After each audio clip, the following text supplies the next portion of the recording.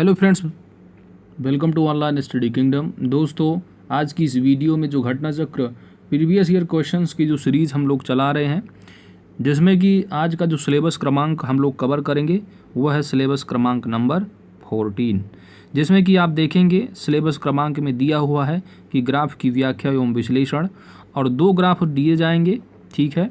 और उन 2 ग्राफों से कितने क्वेश्चन होंगे, उन 2 ग्राफों से पूछे जाएंगे। 2 ग्राफ दे दिया जाएगा, ठीक है, और प्रत्येक में 5 क्वेश्चन डाल दिए जाएंगे, ठीक है। तो 5-5 क्वेश्चन आएंगे, कहने का मतलब 10 क्वेश्चन होंगे ग्राफ एवं व्याख्या विश्लेषण से, और 10 नंबर के होंगे, समझ रहे हैं। तो ये जैसे कि आप भारतीय इतिहास पढ़ेंगे, पूरा आप पढ़िए, वहाँ से 5 क्वेश्चन देखने को मिलेंगे। यहाँ पर अगर आपने एक डायग्राम के 5 क्वेश्चन सॉल्व कर लिए तो यहाँ से आपके 5 नंबर फिनिश हो जाएंगे अच्छे, ठीक है। तो आज की इस वीडियो का इम्पॉर्टेंट सिलेबस क्रमांक है 14, जिसमें कि 2 ग्राफ पढ़ने हैं। तो जैसे कि मेनली जैसे कि इस वीडियो में हम लोग देखेंगे, इस लेक्चर में जो ग्राफ की व्याख्या एवं विश्लेषण से संबंधित जो प्रीवियस ईयर के क्वेश्चन पूछे गए हैं, लगभग 41 क्वेश्चन हैं टोटल। अब इन 41 क्वेश्चन में पाई चार्ट से लगभग 17 क्वेश्चन देखने को मिलेंगे।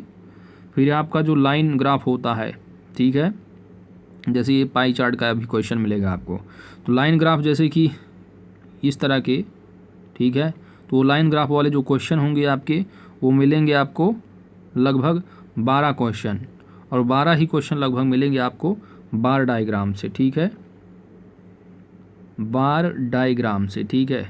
यहाँ पर हम ये मान के चल रहे हैं कि यहाँ पर केवल और केवल हम लोग प्रीवियस ईयर के क्वेश्चन को कवर कर रहे हैं, और इतना मान के चल रहे हैं कि बेसिक परसेंटेज और कैलकुलेशन करना आपको ज़रूर आता होगा, ठीक है।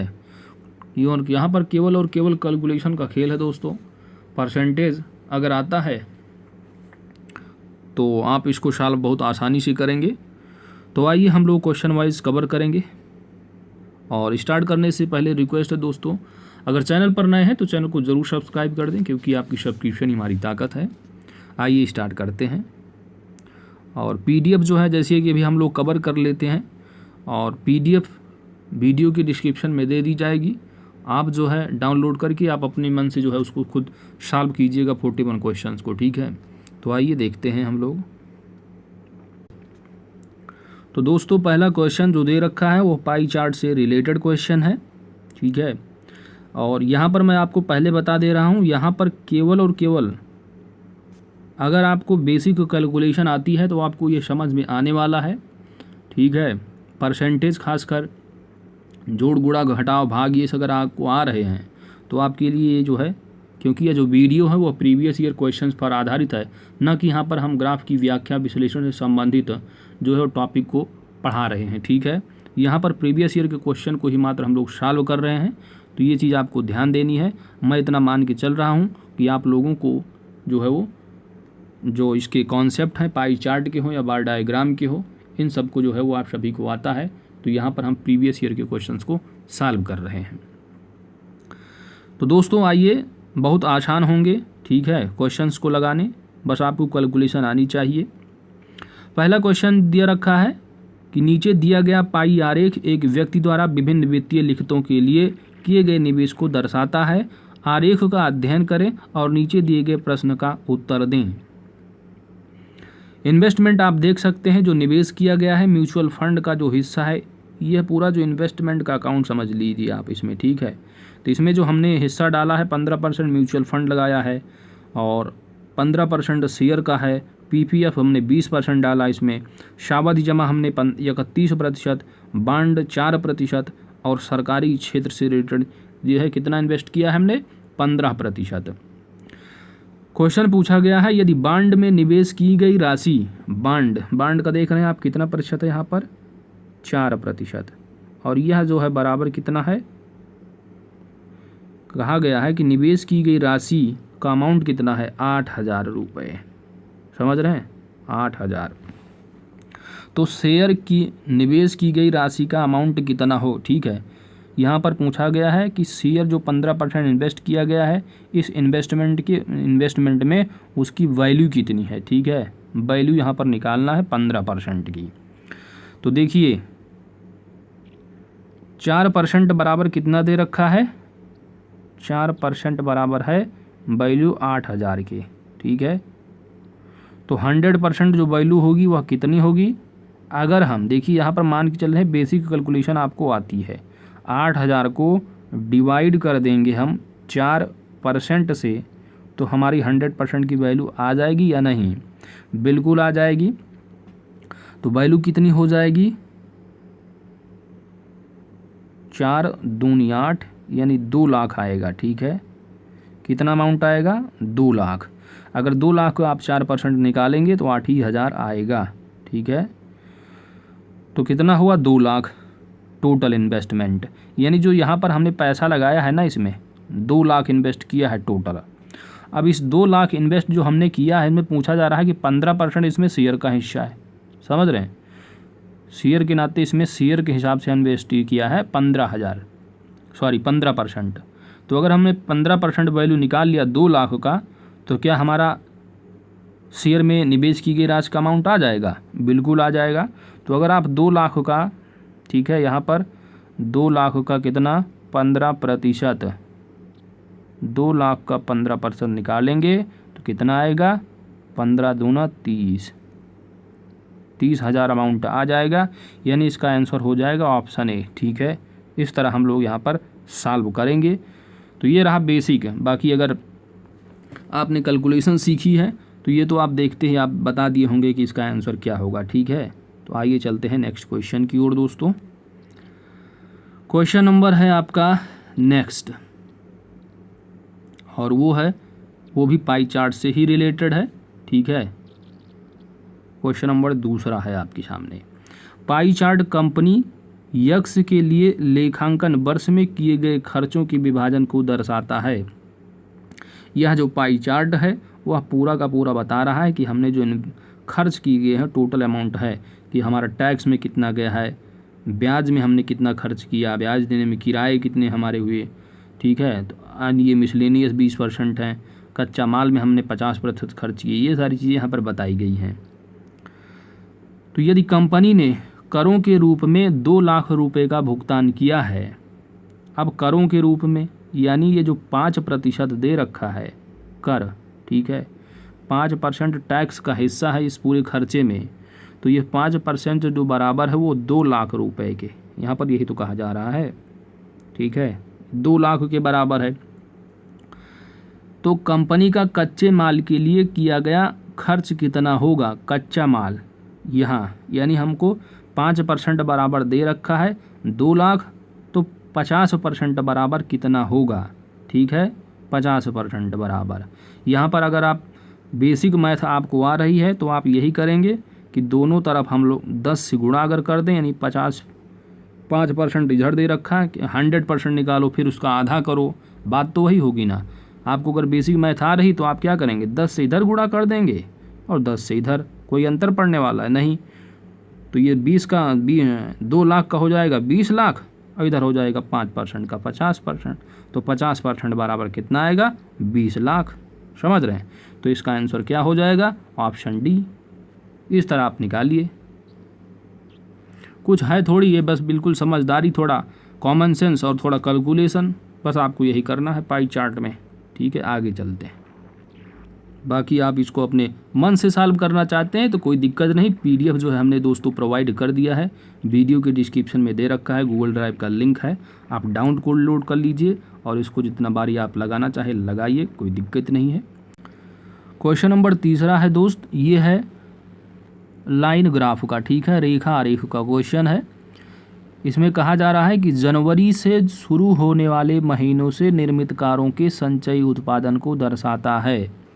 तो ये जो अमाउंट दे रखा है, ये कारों की संख्या जो दे रखी है 400, 700, फिर 1300, 1900, 2000। तो ये जो संख्या है यह संचयी उत्पादन की संख्या है, संचयी उत्पादन को दर्शाता है, ठीक है भाई। जो लाइन डायग्राम है वो ऐसे ही तो होता है, समझ रहे हैं।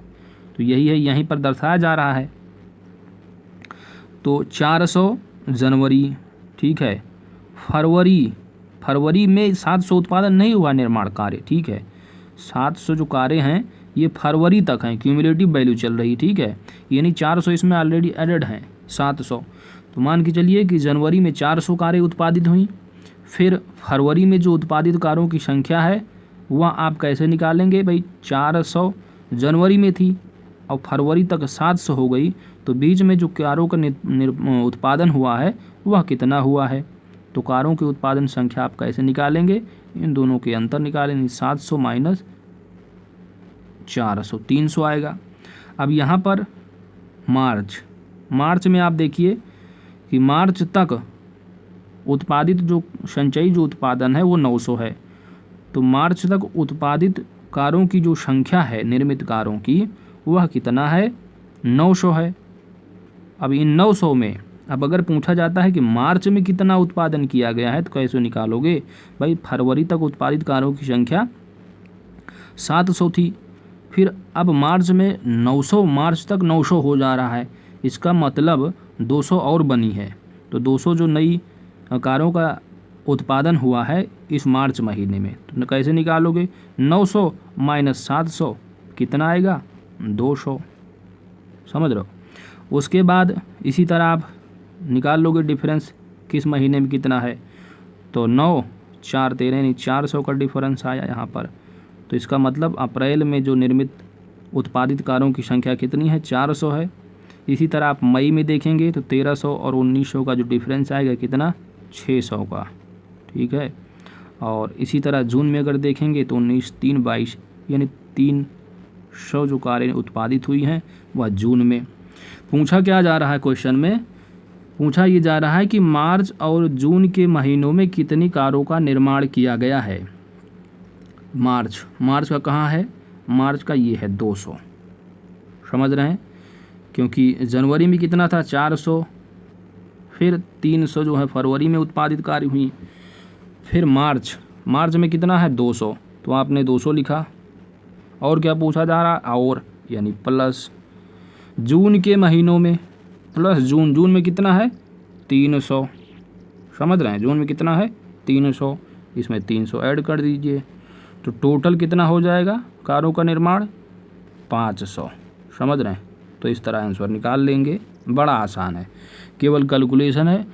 अब कुछ लोग यहाँ देख रहे होंगे तो कह रहे होंगे ये आंसर, दैट्स इट, समझ रहे हैं। तो ये प्रैक्टिस की बात है यहाँ पर, ठीक है। तो इसका आंसर क्या होगा दोस्तों, ऑप्शन 20 का सही जवाब हो जाएगा। क्वेश्चन नंबर 4 है दोस्तों, ये है आपका बार डायग्राम से रिलेटेड।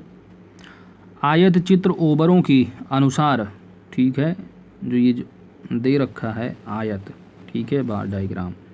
तो आयत जो चित्र है ओवरों के अनुसार 50 ओवर की पारी में रन रेट को दर्शाता है, ठीक है। ये रन नहीं है, रन रेट है, ठीक है, रन का औसत है ये, ठीक है, यानी रन रेट कितना रहा ये यहाँ पर बताए गए हैं। इस पारी में बनाए गए कुल रन कितने थे ये पूछा जा रहा है क्वेश्चन में दोस्तों, ठीक है। 4 ऑप्शन आपके दे रखे हैं, 310 है, 300 है, 320 रन है, टोटल 300 है, 330, इस तरह आपके 4 ऑप्शन है, इन्हीं में से आपको चूज करना है। तो कैसे निकालेंगे आइए देखते हैं। देखिए 1 से 5 ओवर तक, ठीक है, 1 से 5 ओवर तक कितने होंगे जो रन का औसत, 1 2 3 4 5, पहला ओवर, दूसरा ओवर, तीसरा, चौथा, पाँचवा। अब यहाँ क्या जा रहा है कि 1 से 5, फिगर देखिए आप, 1 से जो 5 है यहाँ पर वह कितना है, 1 से 5 ओवर तक जो रन का रेट रहा ना वह कितना रहा, 5। तो 1 से 5 ओवर तक बनाए गए रनों का हम कैसे निकालेंगे, तो भाई 5 ओवर जो है खिलाए गए हैं, तो 5 ओवर अगर खेले गए हैं और हर ओवर में जो एवरेज रेट रहा वह 5 का रहा, तो 5 ओवर में कितने होंगे, हम 5 से मल्टीप्लाई कर देंगे। तो 1 से 5 तक ओवर तो खेले गए, रन का रेट हमारे पास आ जाएगा यानी 25, ठीक है। इसी तरह हम यहाँ का कर लेंगे, ठीक है। तो आइए यहाँ पर जो दिया है इसी में थोड़ा हम लोग देख लेते हैं, ठीक है, क्योंकि स्क्रीन में मज़ा नहीं आ रहा, ठीक है। यहाँ पर समझाने वाली बात वही है, यहाँ पर आपको दिखाते हैं कि जैसे कि अब जो यहाँ पर वही किया गया है, ठीक है। 1 से 5 ओवर में बनाए गए रन का रेट कितना है भाई, 5 किया गया, फिर 5, 1 से 5 अगर काउंट करोगे तो 5 ही तो आएगा। 1 ओवर, 2 ओवर, तीसरा, चौथा, पाँचवा, हर 5 ओवरों में औसतन जो रहा, इन 5 ओवरों में 1 से लेकर के 5 तक वो 5 का रहा कि हर ओवर में हमने जो रन लिया है वो 5 लिया है। तो 5 ओवर खेले हैं, कितना होगा, 25 रन तो होगा। इसी तरह कहा जा रहा है कि 10 से यानी 6 से 10 ओवरों में, अब 6 से यानी छठा ओवर, 7वां ओवर, 8वां ओवर, फिर 9वां, फिर 10वां, ठीक है। ये टोटल कितने हैं, 5 ही तो हो रहे हैं। अब 6 से 10 ओवरों में जो बनाए गए रन का रेट है ना, वो कितना है, 6 है। यहाँ पर देखिए आप फिगर में, यहाँ पर कितना है, 6 है। तो यानी कि 6 गुणे कितना ओवर है, 1 2 3 4 5, तो 6 गुणे 5 यहाँ कर देंगे, वही यहाँ पर किया गया है, 6 गुणे 5। अब जो है 11 से 10 ओवरों में जो रन का रेट है ना, यहाँ फिगर में देखिए आप ग्राफ पे, तो यहाँ देखिए आप क्या दिया है, 11 से 10 ओवर तक जो रन का रेट है ना, 11 से 10 ओवर वो 5.5 है। तो 5.5 हर ओवर का गुणे कितना, अगर 11 से 20 तक का आप काउंट करोगे, 11 12 13, ये टोटल कितने हो जाएंगे, तो 10 आएंगे। तो 10 ओवर में जो है हर ओवर में 5.5 रन रहा, तो 20 ओवर तक बनाए हैं, यानी 10 ओवर टोटल खेले तो 55 रन। तो इस तरह यहाँ पर निकाला गया है दोस्तों, ठीक है। तो इसका PDF आप लोग दी दीजिएगा, ठीक है। यही चीज़ यहाँ पर बताई गई है। और टोटल जब हम 1 ओवर से ले कर के यहाँ यहीं पर तो पूछा गया है कि टोटल कितने रन बनाए गए हैं, तो हम 46 से लेकर के 50, 1 से लेकर के 50 तक हम निकाल लेंगे पूरा इसी तरह, ठीक है। तो हमारा जो आंसर होगा टोटल हम जोड़ लेंगे, वही हमारा टोटल रन हो जाएगा 310। यही चीज़ यहाँ पर की गई है, ठीक है। क्योंकि अब जो जिनको नहीं थोड़ा समझ में आ रहा होगा, समझ में आ गया होगा कि आखिर यहाँ पर जो ये मल्टीप्लिकेशन किया गया है ये क्यों किया गया है, ठीक है। तो ये चीज़ आपकी समझ में आ गई होगी। क्वेश्चन नंबर 5वां है दोस्त, ये है पाई चार्ट से रिलेटेड, ये भी है आपका, ठीक है, पाई चार्ट से रिलेटेड। चौथा जो रहा वो बार डायग्राम का रहा। क्वेश्चन पढ़ते हैं कि पाई चार्ट एक छात्र 2 परीक्षाओं में पाए गए अंकों को दर्शा रहा है। तो ये जो पाई चार्ट दे रखे हैं सेमेस्टर 1 और सेमेस्टर 2 के अंक हैं इस छात्र के। उस छात्र को छमाही 2 में कुल अंकों के 15% जो है वो दिए जाने थे, क्योंकि उसने राष्ट्रीय स्तर पर फुटबॉल की प्रतियोगिता में स्कूल का प्रतिनिधित्व किया था। यानी यहाँ पर जो अंक दिए गए हैं इनको 15% और दिए जाने थे, समझ रहे हैं, जितना अंक है उनका, क्योंकि उसने राष्ट्रीय स्तर पर फुटबॉल की प्रतियोगिता में स्कूल का प्रतिनिधित्व किया था। दूसरी बात ये कही जा रही, उसने छमाही 1 में 20 अंक गंवा दिए थे। क्यों? क्योंकि उसने नियत तारीख के बाद अपने असाइनमेंट जमा किए थे। तो यहाँ पर 15% अंक दिए जाने थे, जबकि यहाँ पर अंक की बात की जा रही, 20 अंक उसने गंवा दिए थे। यहाँ पर जो आएगा अंक फिर हम माइनस करेंगे 20 अंक यहाँ पर, और यहाँ पर 15% उसमें और ऐड करेंगे, ठीक है, जितना टोटल अंक आएगा यहाँ पर। उसके बाद अब क्या कहा गया है कि इस छात्र का संयुक्त रूप से दोनों छमाही में कुल औसत क्या होगा। ये यहीं पर क्वेश्चन यहीं पर पूछा जा रहा है कि छात्र का संयुक्त रूप से दोनों छमाही में कुल औसत क्या होगा।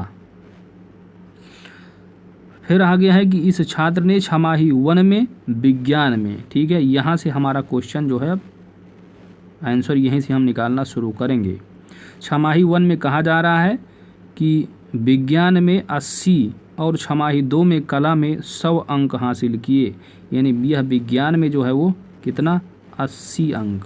देखिए चलिए बिल्कुल ध्यान से, ठीक है। तो यह 25% जो विज्ञान में मिला है इनको अंक, यह 80 अंक के बराबर है।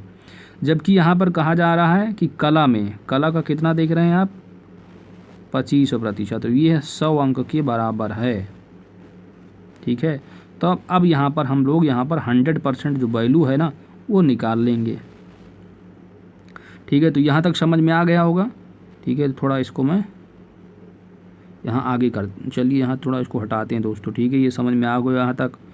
तो अब देखिए, तो यहाँ पर क्या कहा गया है कि विज्ञान में, यानी कि विज्ञान में जो 25% है ना, यह 80 के बराबर है, जबकि यहाँ का जो 25% है वह 100 अंक के बराबर है। ठीक है, यही तो कहा गया है यहाँ पर।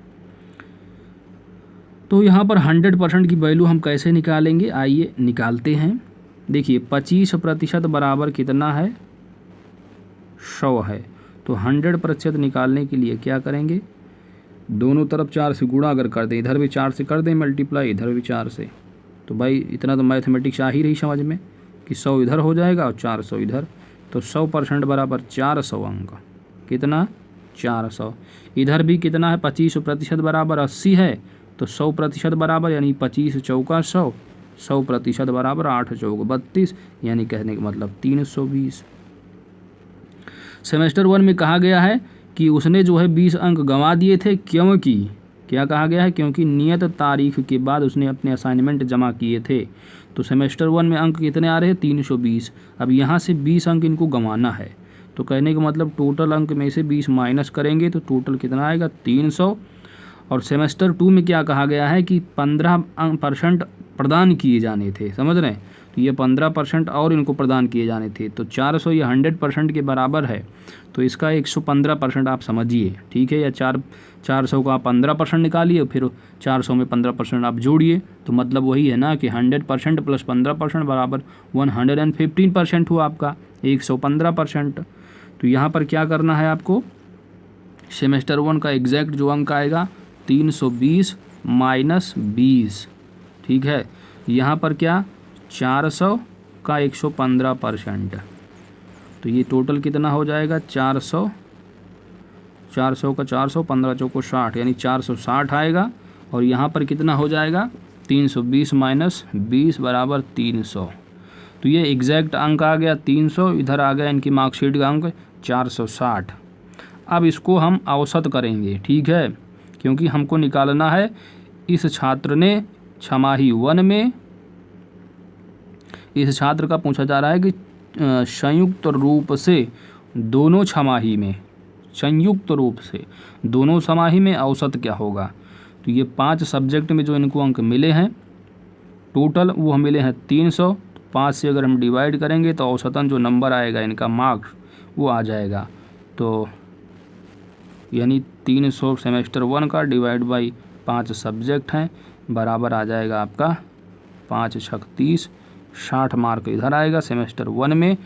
सेमेस्टर 2 में औसत कितना आएगा, तो इधर हुआ था आपका 460 डिवाइड बाई 5 इधर भी है पर सब्जेक्ट, तो टोटल कितना आएगा, 5 से अगर हम डिवाइड कर दें तो 5 9 45 और 5 दूनाई 10, 92। ठीक है, तो सेमेस्टर 1 का औसत कितना है 60, और सेमेस्टर 1 का औसत जो कितना आया वो आया 60, और सेमेस्टर 2 का औसत जो आया वो आया 92। अब इन दोनों का औसत निकालना है, यहीं पर यही पूछा गया इस छात्र का संयुक्त रूप से दोनों छमाही में कुल औसत क्या होगा, संयुक्त रूप से। तो संयुक्त रूप से यानी कि जोड़ लेंगे दोनों को, 60 प्लस 90 और दोनों का औसत डिवाइड बाई 2। तो इन दोनों का आप करेंगे तो कितना आएगा औसत, जोड़ लीजिए या दोनों का हाफ कर दीजिए। दोनों का हाफ कर दे तो ये हो जाएगा 60 का आधा 30 प्लस 92 का आधा कितना, ये हो जाएगा आपका 46। तो 6 3 कितना, 4 3 7, यानी टोटल आ जाएगा आपका 76 औसत। ठीक है, तो इसका आंसर क्या होगा दोस्तों, ऑप्शन सी इसका सही जवाब होगा। ठीक है, तो ये क्वेश्चन नंबर 6 है दोस्तों, ये है आपका, ये भी पाई चार्ट का ही है। ठीक है, हलवा क्वेश्चन है, आप समझिए इसको। पाई चार्ट दे रखा है, बताया जा रहा है कि जो कि एक नियत परिवार के व्यय के वितरण को प्रदर्शित कर रहा है। ये पूरा का पूरा जो पाई चार्ट है ये जो है एक तरह का मान लीजिए एक खर्चे का पूरा अकाउंट है। ठीक है, इन खर्चों में किस तरह के खर्चे का हिस्सा है वो दिया गया है, और साथ ही बताया जा रहा है यहाँ पर कि यदि परिवार का व्यय बजट यानी 18,000 रुपये है, यानी टोटल खर्चा कितना है, ये पूरा जो खर्चा है ना, अमाउंट वैल्यू यहाँ पर दे दी गई है 18%, सॉरी 18,000, ठीक है, कितना 18,000, टोटल खर्चा 18,000 है। क्वेश्चन क्या कहा जा रहा है क्वेश्चन में कि जो मनोरंजन, कपड़ों और परिवहन तीनों मदों पर होने वाला मासिक व्यय कितना होगा। तो जो है आपको बताना है। अब जैसे मनोरंजन का क्या है भाई, 18,000 का 10% हम निकाल लेंगे, बराबर कितना आएगा 1800। अब और कहा जा रहा है कपड़ों, तो कपड़ों का भी निकाल लो, 18,000 गुणे 10, एक्सक्यूज मी, 18,000 गुणे 10 बटे 100, तो बराबर कितना हो जाएगा, ये भी हो जाएगा 1800, ठीक है। इसी तरह आप देखेंगे उसका भी 10% है, तो 1800 1800 1800, तो टोटल कितना हो जाएगा, ये 1800 प्लस 1800 और प्लस जो है 1800, टोटल हो जाएगा आपका 5400, समझ रहे हैं, टोटल 5400। या आप ऐसे भी कर सकते हैं भाई, टोटल अमाउंट कितना है खर्च का 18,000 है, और इसमें मनोरंजन की परसेंटेज खर्चे कितने हैं, 10 इसके हैं, 10 वस्त्र के हैं, 10 परिवहन की, तो टोटल तीनों को खर्चे का जो परसेंटेज है कितना है 30 है। तो अगर इसी का हम 30% निकाल देंगे तो वैसे भी टोटल आएगा 5400 रुपये आएगा टोटल खर्चा तीनों मदों को मिलाकर, यही यहाँ पर पूछा गया है। तो इसका सही जवाब क्या होगा, ऑप्शन सी इसका करेक्ट आंसर हो जाएगा, ठीक है। क्वेश्चन नंबर 7 है दोस्तों, बार डायग्राम से रिलेटेड है ये, ठीक है। तो अब जैसे कि जो एग्ज़ाम में आने वाला है अपनी UPSSC PET में, समझ रहे हैं, तो उसमें क्या आएगा कि उसमें जैसे कि एक डायग्राम दे देंगे और उसी डायग्राम पे बिहाफ पे जो है 5 क्वेश्चन डाल देंगे। तो 2 डायग्राम आने वाले हैं, ठीक है, चाहे पाई चार्ट पूछ लें या आपके लाइन ग्राफ वाले पूछ लें या आपके जो है बार डायग्राम, ठीक है, ये पूछ लें। तो मान के चलिए इन तीनों में से मैक्सिमम आने के चांस है, ठीक है। प्रीवियस ईयर में जो क्वेश्चन पूछे गए इन्हीं बिहाफ पे पूछे गए हैं क्वेश्चन, ठीक है। तो पाई चार्ट के क्वेश्चन हो सकते हैं मिल जाए, और लाइन इन्हीं तीनों में से कोई एक देखने को मिलेगा, और उन्हीं 2 ग्राफ देखने को मिलेंगे, 2 ग्राफ में 5-5 क्वेश्चन आएंगे, और 10 नंबर आप, अगर मैथमेटिक्स अच्छी है आपकी तो आप गेन कर ले जाएंगे, समझ रहे हैं। तो इसमें तो आप देखेंगे कि तो इसमें तो केवल और केवल कैलकुलेशन का खेल है, कुछ है नहीं भाई। आपके सामने ग्राफ दिया रहेगा, आप देख के फटाफट आंसर करेंगे, कैलकुलेशन है केवल। अब देखिए यहाँ पर क्वेश्चन में कहा जा रहा है डायग्राम के बारे में कि उपयुक्त ग्राफ, जो उपयुक्त ग्राफ है आपका, उपयुक्त ग्राफ का निरीक्षण करें जो पिछले कुछ वर्षों के लिए एक विद्यालय के कक्षा 10 और कक्षा 11 के परिणामों की जानकारी देता है। किस वर्ष में दोनों कक्षाओं ने उस विद्यालय में सर्वश्रेष्ठ प्रदर्शन किया है, ठीक है। क्या पूछा जा रहा है, किस वर्ष में दोनों कक्षाओं ने, ठीक है, दोनों कक्षाओं ने, यानी कक्षा 10 और कक्षा 11 ने। ऑप्शन दे रखे हैं 8-9 में, किस फाइनेंशियल ईयर में, ठीक है, आपको बताना यहाँ पर। तो जैसे कि आप देखेंगे ग्राफ से आपको कुछ समझ में आ रहा होगा कि अगर 2005 और 6 की अगर बात की जाए तो 10वां, ठीक है, ये क्लास 10 का है और ये क्लास 11 को जो है रिप्रेजेंट कर रहा है। तो 2005 और 6 में कक्षा 10 का जो परसेंटेज रहा, रिजल्ट जो रहा वह 80% रहा कक्षा 11 का, डायग्राम से पता चल रहा है। जबकि अगर कक्षा 10 का रिजल्ट आप देखेंगे तो 75% रहा। तो इस वर्ष में आप देख रहे हैं ऊपर नीचे रहा, और इससे आने वाले वर्ष में 6-7 में इससे भी ज़्यादा जो है सर्वश्रेष्ठ प्रदर्शन किए हैं, ठीक है। तो आपको ग्राफ देख के नज़र कुछ आ रहा होगा कि एक तो ये ऊपर आ रहा है हैं, और एक इधर भी है। तो इन दोनों में आप देख रहे हैं कि इधर वाला यानी कि 2009 और 10 में आप देख रहे हैं कि लगभग जो है ये 95% के ऊपर जा रहा है रिजल्ट, समझ रहे हैं। तो यहाँ पर भी क्लास 10 का जो रिजल्ट है वो ज़्यादा जा रहा है क्लास 2010 वाले रिजल्ट 2006 में रहे, यहाँ पर देखिए आप, ठीक है, ग्राफ से पता चल रहा है। तो यहाँ पर सर्वश्रेष्ठ प्रदर्शन है 2009 में, ठीक है, कक्षा 10 में, और कक्षा 11 में भी उसी साल सबसे ज़्यादा है। तो यही एग्ज़ाम में पूछा जा रहा है, यही क्वेश्चन में पूछा जा रहा है कि दोनों कक्षाओं ने उस विद्यालय में सर्वश्रेष्ठ किस प्रदर्शन किया है। तो आप जो है ग्राफ से ही पता कर पा रहे हैं कि 2009-10 में, ठीक है, 2009-10 में option B is correct answer. आइए नेक्स्ट क्वेश्चन देखते हैं दोस्तों।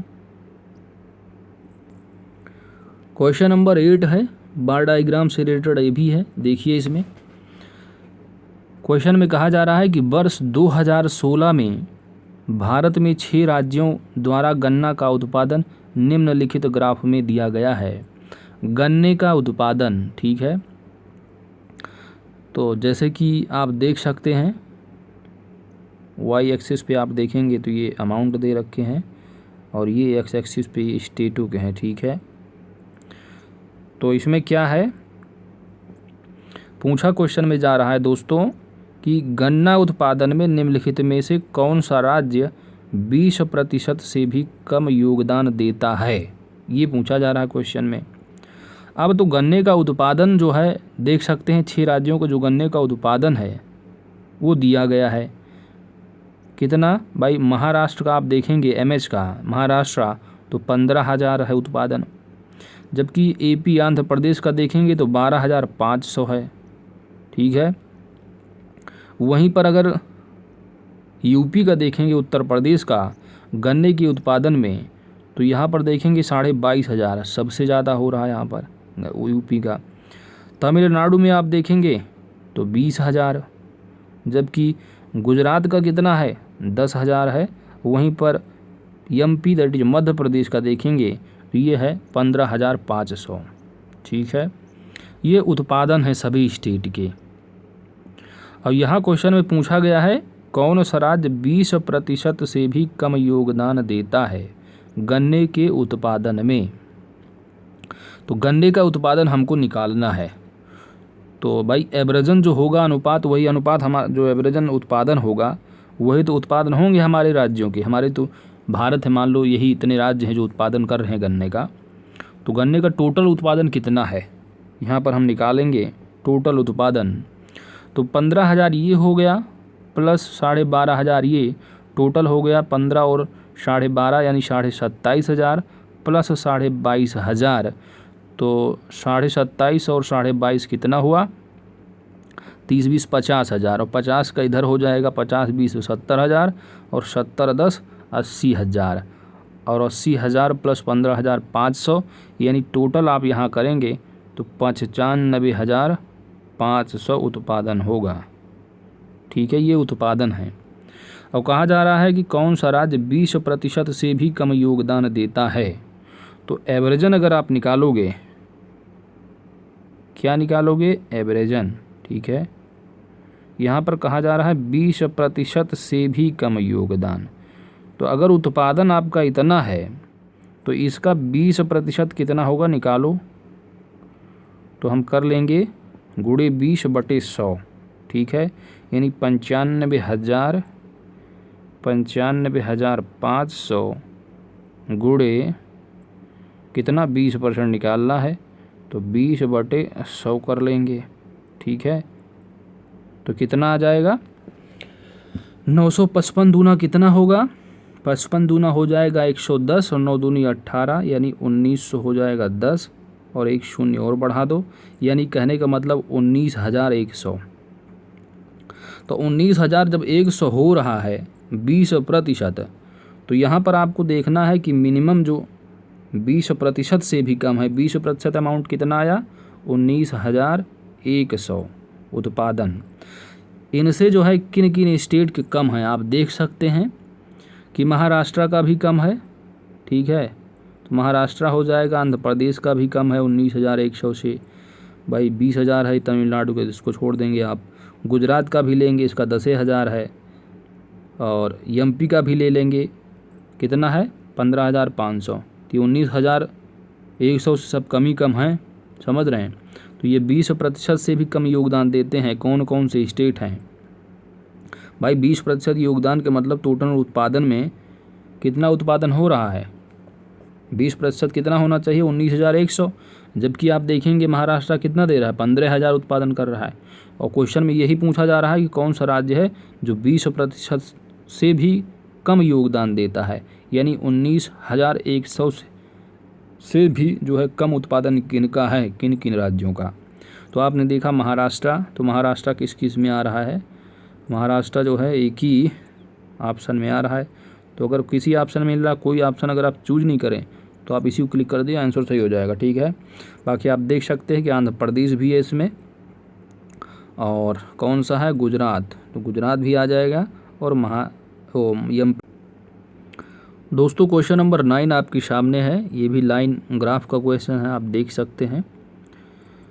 क्वेश्चन क्या है पढ़ते हैं। निम्नलिखित पंक्ति ग्राफ 1994 से 2000 तक, ठीक है, 1994 से लेकर के यहाँ से देखेंगे 2000 तक, क्या है कि 7 साल की अवधि में मिथिन इंस्टीट्यूट से परीक्षा के लिए उपस्थित उम्मीदवारों की कुल संख्या से, यानी जो कैट परीक्षा हुई थी उसमें जो उत्तीर्ण होने वाले उम्मीदवार थे उनका प्रतिशत है, ये बताया गया है। ये जो दिया गया है ग्राफ, लाइन ग्राफ का, ये जो 30% है, 50%, 60, 50, ये क्या है? ये है कि जो कैट एग्ज़ाम में बैठे थे उम्मीदवार 2000, जैसे 1994 जो बैठे उम्मीदवार थे उनके जो उत्तीर्ण होने वाली की संख्या थे, जितने बैठे थे उसमें से 30% जो है 1994 में पास हुए। फिर जब 1995 वाली कैट की परीक्षा हुई तो उसमें 50% उम्मीदवार पास हो गए थे, 96 में 60%, फिर 97 में हुई परीक्षा में फिर उसमें 50%। इस तरह आप देख सकते हैं दे रखे, 98 में 80% पास, 99 में भी जो है इस तरह आप देख सकते हैं लगभग। ठीक है, तो यहाँ पर पूछा क्या जा रहा है क्वेश्चन में कि यदि 1998 में क्वालिफाइड यानी उत्तीर्ण उम्मीदवारों की जो संख्या है वह 21,200 थी, तो 1998 में उपस्थित उम्मीदवारों की संख्या क्या थी? ठीक है, यानी 1998 में जो कैट की परीक्षा हुई थी उसमें कितने उम्मीदवार उपस्थित थे, ये पूछा जा रहा क्वेश्चन में। अब जितने उम्मीदवार उपस्थित थे उनमें से जो 80% जो पास हुए हैं ना, ये परसेंटेज ही दिया है, समझ रहे हैं? तो ये जो 80%, ठीक है, ये जो 80% पास हुए हैं उन 80% लोगों की जो संख्या है ना वो है 21,200। तो हमको दिया है कि उत्तीर्ण हुए लोगों की संख्या इतनी है, तो एग्ज़ाम में कितने लोग बैठे थे ये चीज़ यहाँ पर निकालना है। तो आइए निकालते हैं कि वर्ष भाई जो ये 21,200 अमाउंट दे रखा है यह 80% के बराबर है, यानी 80% लोग पास हुए हैं और उनका जो संख्या है उनकी वो है 21,200। ठीक है, अब अगर 100% हमको करना है तो क्या करेंगे? 100% बराबर हो जाएगा क्या? या तो हम दोनों साइड 1.25 से मल्टीप्लाई कर दें, या आप ऐसे भी कर सकते हैं 21,200 डिवाइड बाई 80% का मतलब हो जाएगा 80/100, यानी गुणा ऊपर चला आएगा। ठीक है, तो इस तरह हो जाएगा 100% बराबर क्या? 21,000 एक्सक्यूज़ मी, कितना होगा? 100% बराबर होगा दोस्तों जो 80% उम्मीदवार जो पास हुए हैं इनकी संख्या है 21,200 और यह 80% के बराबर है। ठीक है, तो 100% की जो वैल्यू होगी वो कितनी होगी? 21,200 डिवाइड बाई 80%, वैल्यू आप निकालिए कितनी होगी। तो इसकी जो वैल्यू आएगी ना वो किस तरह करोगे मल्टीप्लाई, आप एन से ऐसे ही कैंसिल कर लो, कोई वो नहीं। ठीक है, डिवाइड कर करके 8 10, ठीक है। तो 8 कितना होगा, 8 दूनी 16, ठीक है। कितना 5 हुआ, 8 52 हो गया। तो 8 छंग 48, 6 आ गया, और 48 4, तो 8 पंच 40 हो जाएगा, ठीक है।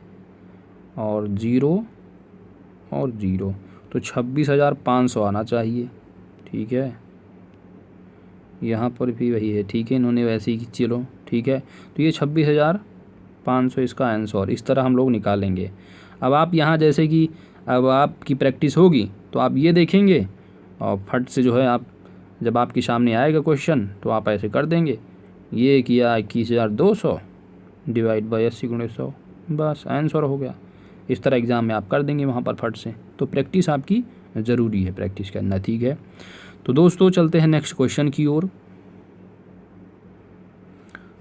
तो क्वेश्चन नंबर आप नेक्स्ट आपका जो है 10 से लेकर के 16 तक, ठीक है। ऐसे ही एग्ज़ाम में आने वाला है दोस्त। आपको एक ग्राफ दे दिया जाएगा, जैसे कि यहाँ पर बार डायग्राम को दिया गया है, ऐसे ही एग्ज़ाम में दे दिया जाएगा। और यहाँ पर जैसे कि 10 से 16 है तो यहाँ पर ज़्यादा क्वेश्चन हो गए, क्योंकि एग्ज़ाम में आपके एक डायग्राम से 5 ही क्वेश्चन आने हैं। 10 से 16 अगर आप काउंट करेंगे तो 7 क्वेश्चन हो जाएंगे। यानी अगर आप एग्ज़ाम में आया गया और दे दिया गया कि क्वेश्चन नंबर 10 से लेकर के क्वेश्चन नंबर 14 तक, यानी 10 11 12 13 14, यानी 5 क्वेश्चन हो जाएंगे टोटल। ऐसे दे दिया जाएगा डायग्राम और दे दिया जाएगा एक प्रश्न संख्या 10 से लेकर 14 तक दिए गए चार्ट के हिसाब से या डायग्राम के हिसाब से आपको जो है उन प्रश्न का उत्तर देना है, ठीक है। तो ऐसे एग्ज़ाम में क्वेश्चन आने वाले हैं आपके। आइए इस क्वेश्चन को सॉल्व करते हैं। और यह क्वेश्चन जो है पूछा गया है युवा कल्याण एवं विकास दल अधिकारी परीक्षा 2018 में UPSSC के द्वारा। आइए पढ़ते हैं।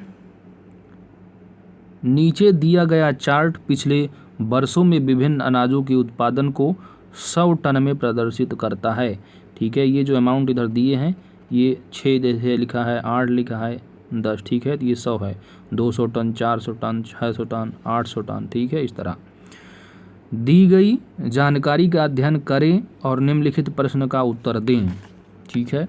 अब ये जो बार डायग्राम आपका दिख रहा है, यहाँ पर आप देखेंगे कि किसको क्या रिप्रेजेंट कर रहा है।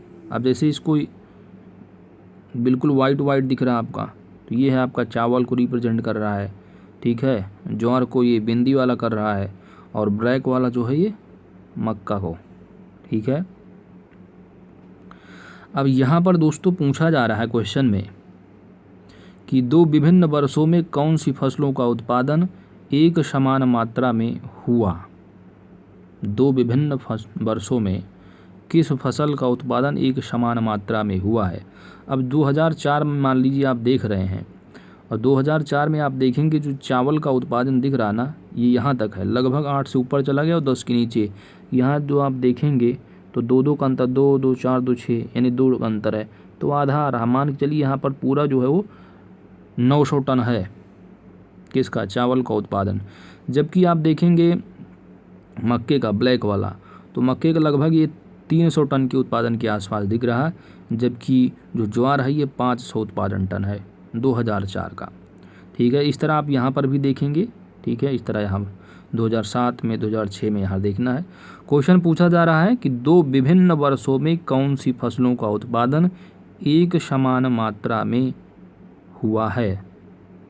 2 विभिन्न यहाँ पर 3 फसल दे रखी हैं, 2 फसलों की आपको देखना है कि कौन सा ऐसा जो है फसल रही जिनका उत्पादन एक समान मात्रा में हुआ है 2 अलग अलग वर्षों में, चाहे 2005-6 का हो, या 6-7 हो, या 7-4 हो, या 6-7 या 6-5, इस तरह देख सकते हैं आप। तो आप कह सकते हैं कि जो चावल और मक्का है, किसका, चावल और मक्का किस वर्ष का। यहाँ पर देखिए ये है आपका, ये थोड़ा एक बार इसको हटाते हैं, ठीक है। यहाँ पर देखिए ये चावल, ये रहा आपका मक्का यहाँ का, और ठीक है, यहाँ पर जो इक्वल आ रहा है, इससे पहले तो ये वाला आ रहा आपका, यानी कि ये, ठीक है, यहाँ पर 300 टन के आसपास देखेंगे आप तो मक्का हुआ है 2004 में।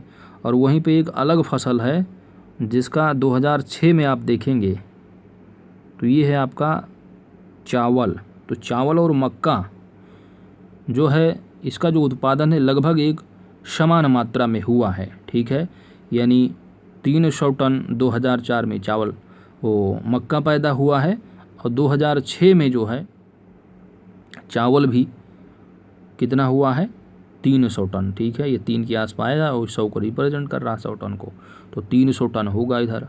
तो इसका सही जवाब क्या होगा, चावल और मक्का। नेक्स्ट क्वेश्चन नंबर 11 में पूछा जा रहा है, अब देख सकते हैं ग्राफ, किसी भी फसल के निम्नतम और उच्चतम उत्पादन के बीच मात्रा का अंतर करीब करीब है कितना, करीब करीब लगभग, समझ रहे हैं।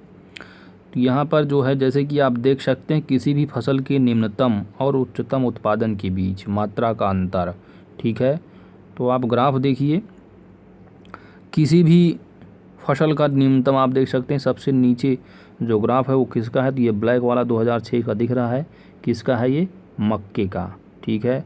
तो ये करीब करीब मान के चलिए यहाँ पर कितना है, मान लीजिए इसको आप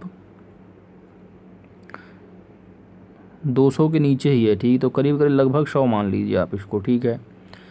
अब उसके बाद इसका उच्चतम, तो ये तो निम्नतम हो गया, अब इसका उच्चतम किस वर्ष में है, तो यहाँ तो उच्चतम रहा नहीं, ये और थोड़ा ये सबसे ऊपर यहाँ पर दिख रहा है, ठीक है, तो लगभग ये कितना है, लगभग 8 के ऊपर जा रहा है, तो 9, ठीक है, और ये 100 को रिप्रेजेंट कर रहे हैं सब सभी 100 को, 200 400 600 800, ठीक है, तो 900 होगा, तो मैक्सिमम कितना 900, और 900 माइनस 100 इन दोनों का जो डिफरेंस होगा कितना होगा 800 टन का, ठीक है। तो इसका जो आंसर होगा दोस्तों वह होगा, ठीक है, ऑप्शन सी। इस तरह अब चलते हैं नेक्स्ट क्वेश्चन को। क्वेश्चन नंबर 12 पूछा क्या जा रहा है दोस्तों, क्वेश्चन नंबर 12 ये है कि 2004 से 7 के बीच चावल उत्पादन के आंकड़े क्या दर्शाते हैं, 2004 से 7 के बीच, तो 2004 आप देख रहे हैं, 2004 ये है और 2007 ये है, यहाँ पर चावल के आंकड़े की बात की जा रही है, यानी 2004 में आप देखेंगे तो चावल का यहाँ तक आया है उत्पादन, यानी 800 900 टन होगा, कितना 900 टन। 2004 में चावल का जो उत्पादन रहा वह 900 टन रहा, जबकि 2007 में आप देखेंगे, इन्हीं के बीच की तुलना करनी है, तो 2007 में आप देखेंगे कितना हो रहा है ये चावल का 400 टन, ठीक है, तो 2004 में रहा 900 टन और 2007 में क्या हुआ, 2007 में जो चावल का उत्पादन रहा वह 400 टन रहा। तो यहाँ पर क्या है, गिरावट दिखाई दे रही है ना, कितने की गिरावट होगी, 500 गिरावट, भाई 900 माइनस 400 करोगे तो 500 की गिरावट दर्ज हुई है।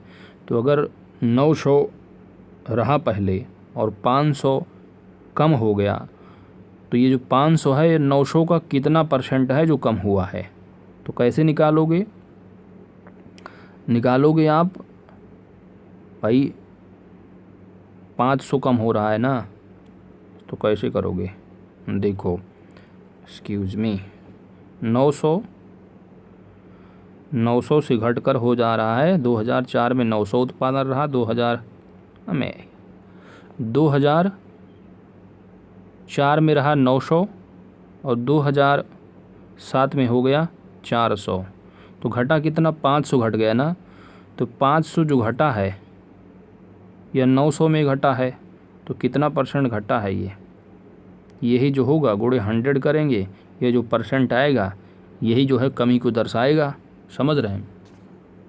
तो ये जो लगभग % होगा यह कितना % आएगा, तो ये लगभग मान के चलिए आप इसको % में अगर डिवाइड करेंगे तो आप कर सकते हैं, ठीक है। 2 जीरो से 2 जीरो इधर कैंसिल हो जाएगा, तो 9 कितना होगा, 9 चौक 36, 9 सते 9 पचे 45, ठीक है। 5 लो, फिर 5 आएगा, फिर 9 पचे 45 होगा, फिर 5 आएगा, पॉइंट, यानी 55.55 करके। तो आप देख सकते हैं आंसर इसका क्वेश्चन नंबर 12, ठीक है। तो 55% समथिंग पॉइंट आएगा, तो 55% की यहाँ पर कमी को दर्शाया जा रहा है, ठीक है। इन्होंने कैसे किया ठीक है, 55.5। तो ये रहा। अब क्वेश्चन नंबर क्या है दोस्तों, क्वेश्चन नंबर है आपके सामने 13, और इसको भी आपको देखना है, ठीक है। यानी 10 से लेकर 16 तक कवर करना है इस ग्राफ से आपको। क्वेश्चन नंबर 13 में पूछा जा रहा है कि मक्का के उत्पादन में किस वर्ष में 3 गुना वृद्धि हुई है। अब आपको मक्का का देखना है, ठीक है। मक्का का ग्राफ कौन सा है, ब्लैक वाला। अब ये ब्लैक वाले में देखिए कि 2004 में आप देख रहे हैं लगभग जो है 300 टन रहा, और 2005 में अगर देखेंगे ब्लैक वाला तो यहाँ आ गया है, तो यहाँ लगभग जो है 9 तो हो नहीं रहा है, ठीक है। 9 के लिए कम से कम इसके बराबर होना चाहिए, तो 8 पॉइंट समथिंग है, यानी 800 समथिंग है ये टन। और 2006 में तो कम ही हो जा रहा, 3 गुना कोई सवाल ही नहीं उठता है। 2007 का आप देखिए। अब 2007 में क्या है कि ब्लैक वाला आप देखिए यहाँ तक आ रहा है, लगभग ये जो है आधा हो जा रही है, 900 आ रहा है पूरा, समझ रहे, 800 से 900 टन। तो 900 टन यहाँ पर हो रहा है 2007 में। और 2004 में कितना रहा, तो यहाँ रहा 300 टन, ठीक है। तो यानी आप देखेंगे तो 2004 में 300 टन रहा और 2007 में 900 टन। तो यहाँ पर हम कह सकते हैं कि मक्का के उत्पादन में किस वर्ष में 3 गुना वृद्धि हुई है, तो इस वाले वर्ष में, ठीक है, यानी 2007 में। तो इसका सही जवाब क्या होगा दोस्तों, 2007, ऑप्शन डी इसका सही जवाब होगा। क्वेश्चन नंबर 14 है दोस्तों, 14 नंबर है कि किस वर्ष, यानी कौन सा वर्ष में जो है सभी तीनों फसलों के उत्पादन में पिछले वर्ष की तुलना में वृद्धि हुई है। कोई ऐसा ईयर दिख रहा है आपको ग्राफ से कि जिसमें कि आप दिख रहा हो कि हाँ इस साल जो है पिछले वर्ष की तुलना में वृद्धि हुई है, ठीक है। सभी तीनों फसलों में उत्पादन में पिछले वर्ष की तुलना में, ठीक है। यानी आपको जो तुलना करनी है 2004 और 5 के बीच में, 6 और 5 के बीच में, 7 और 6 के बीच में। तो आप देख सकते हैं इन तीनों ग्राफ में यहाँ पर जो है वो कम हो गया है, तो इसकी तुलना आप नहीं कर सकते हैं, क्योंकि चावल इस वर्ष 2004 में लगभग 9 टन रहा और 2005 में घट गया। तो यहाँ पर तुलना नहीं करनी, क्योंकि तीनों फसलों की तुलना करनी है आपको। और इस ग्राफ से आप तुलना करेंगे 2005 और 2000, तो यहाँ पर कोई भी वृद्धि आपको नहीं दिख रही है। लेकिन अगर आप 2007 और 6 के बीच तुलना करेंगे तो देखिए 2006 में चावल भी बढ़ा है और मक्का भी बढ़ा है आपका, और आपका ज्वार भी अच्छा खासा बढ़ा है। तो 2006 और 7 के बीच ही आप यहाँ पर तुलना कर सकेंगे। तो आप कह सकते हैं कि उत्पादन में जो वृद्धि हुई पिछले वर्ष की तुलना में जो वृद्धि है वह 2007 में देखने को मिली है, ठीक है। तो यही बात यहाँ पर बताई जा रही है। आंसर जो इसका होगा ऑप्शन सी 2007, ठीक है। क्वेश्चन नंबर 15 है कि किस वर्ष में ज्वार का उत्पादन पिछले वर्ष की तुलना में लगभग 2 गुना हो गया। ज्वार का उत्पादन 2 गुना, ठीक है। यहाँ पर पूछा जा रहा है ज्वार का उत्पादन पिछले वर्ष की तुलना में लगभग 2 गुना। तो आप ग्राफ देख सकते हैं, जैसे कि यहाँ पर आप देखिए लगभग 2 गुना पूछा जा रहा है। तो कौन सा वर्ष हो सकता है, तो ये 5 है, यहाँ पर लगभग दिख रहा 500 टन, ठीक है। और इस वर्ष में देखेंगे तो यहाँ 2 गुना होगा दिख नहीं रहा लगभग, लेकिन यहाँ पर आप आ जाएंगे तो लगभग 9, यानी 500 से 900, तो ये लगभग 2 गुना यहाँ पर दर्शा रहा है, समझ रहे हैं। तो क्वेश्चन नंबर 15 में क्या पूछा गया है, किस वर्ष की तुलना में लगभग दोगुना हो गया है, ठीक है, किस वर्ष में। तो यहाँ पर आप देखेंगे कि 2004 और 5, ठीक है, तो पिछले वर्ष की तुलना में 2005 में क्या है, दोगुना दिख रहा है, ठीक है। तो इसलिए यहाँ पर जो आंसर इसका है वो कौन सा आंसर होगा, आंसर नंबर डी इसका सही जवाब होगा, पिछले वर्ष की तुलना में, ठीक है, ज्वार के उत्पादन में। अब क्वेश्चन नंबर एक और बच रहा है इस ग्राफ पे बेसिस, वो है 10 से 16 यानी क्वेश्चन नंबर 16 है। क्वेश्चन नंबर 16 है दोस्तों कि किस फसल के उत्पादन में पिछले वर्ष की तुलना में सबसे अधिक गिरावट आई है, ठीक है, किस फसल के उत्पादन में और किस पिछले वर्ष की तुलना में सबसे अधिक गिरावट। तो आप देख सकते हैं कि सबसे अधिक गिरावट जो देखी गई है पिछले वर्ष के मुकाबले। तो वह 6 और 5 में आप देख सकते हैं यहाँ पर किसकी बात की जा रही, कौन से फसल की, अच्छा किस फसल के उत्पादन की ही यहाँ पर पूछा गया है। तो फसल नहीं दिया है, आपको तीनों फसलों को अच्छे से देखना है। तो आप जैसे कि देख सकते हैं कि सबसे कम आप दिखाई दे रहा है, अगर पिछले वर्ष की तुलना आपको यहाँ पर करनी है,